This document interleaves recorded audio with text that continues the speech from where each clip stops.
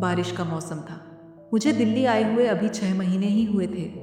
एक छोटी सी नौकरी, छोटा सा किराए का कमरा और उससे भी छोटी दुनिया।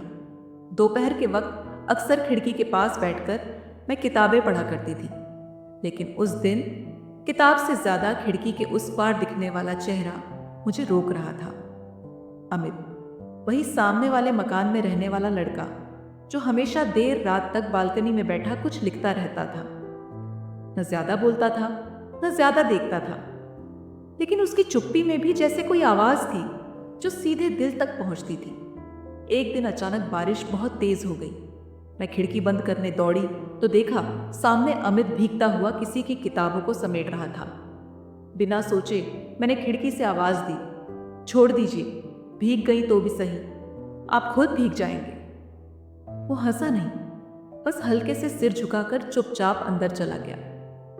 अगले दिन पहली बार उसने मुस्कुराते हुए मुझे देखा था, बस वही छोटी सी मुस्कान, और मेरा दिल जैसे पूरे दिन भीगता रहा उस मुस्कुराहट में।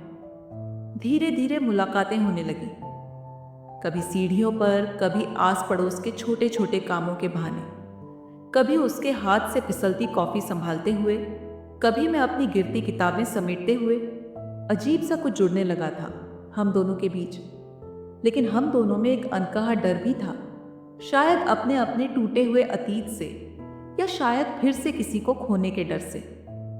फिर एक दिन छत पर बारिश के बाद धूप खिली थी।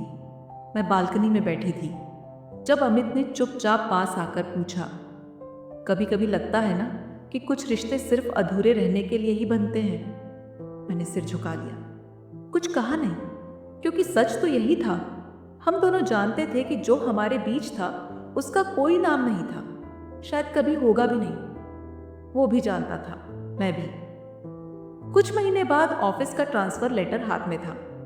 मुझे जाना था किसी और शहर, किसी और जिंदगी की तरफ। आखिरी दिन जब सामान पैक कर रही थी तो अमित ने एक छोटी सी डायरी दी। कहा, यहाँ जो भी अधूरा रह गया वो इसमें पूरा कर लेना।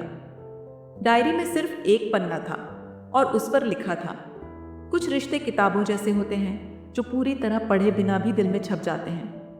तुम मेरी सबसे अधूरी, सबसे प्यारी कहानी रहोगी।